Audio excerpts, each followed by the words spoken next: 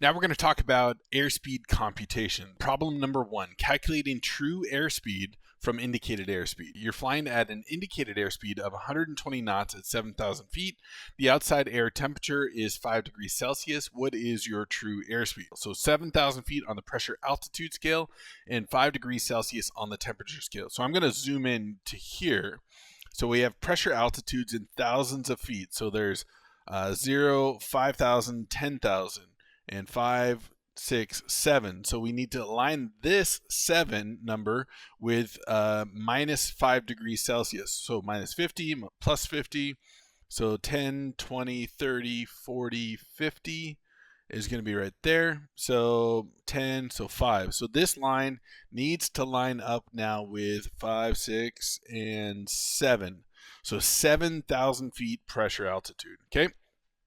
Now this one's a little counterintuitive, and I want you to kind of pay attention, because normally we would go from the outside in, meaning find 120 knots on the outer ring of the IAS of the indicated airspeed. What's actually saying is the outer of the ring here, okay?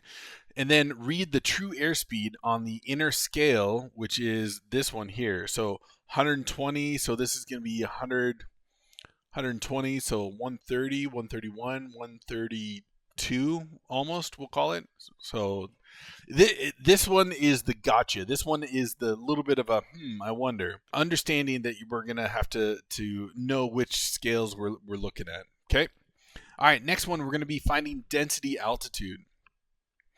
When you're flying at 5,000 feet pressure altitude with an outside air temperature of 20 degrees Celsius, what is the density altitude? Whoops, here we go. So first one, we're going to set the pressure altitude of 5,000 feet on the inner scale and align the outside air temperature of 20 degrees Celsius on the outer scale. So 5,000 feet, we're going to look at here, and 20 degrees. So positive 20. So 0, 10, 20, 30, 40, 50. So 0, 10, and 20, and 5,000 feet. Okay. Now, read the density altitude on the inner scale, which is approximately 6,600 feet. So let's verify.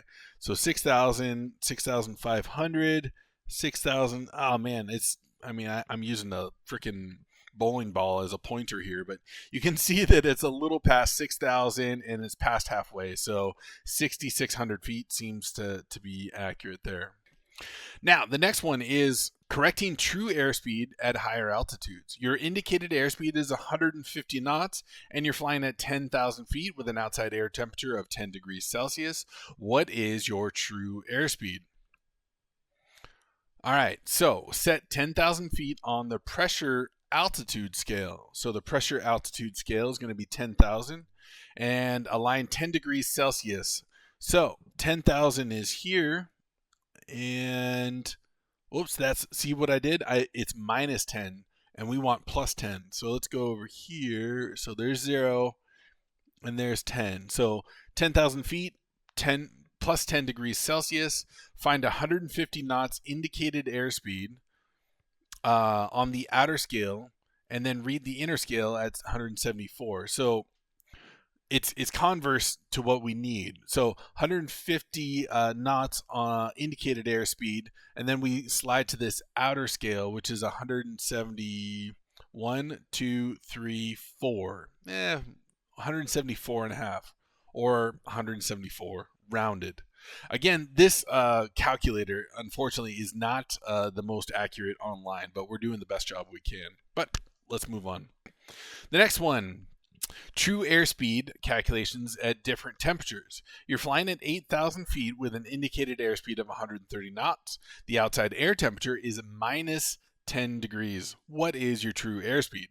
So set 8,000 feet on the pressure altitude scale and align it with the minus 10 degrees Celsius on the temperature scale. So we're going to zoom in. We're going to find first 8,000 feet. So we know the 10 is here, the 5 is here, so 6, 7, 8. So 8 is right here. Now we need minus 10 degrees Celsius. So that's that first line here. And there we go. Now they're mostly lined up, kind of. So let's see, 5, 6, 7, 8, and then minus 10. So we're good. All right. So now we find 130 knots on the outer scale of the ring. And then the outermost scale is going to be about 144.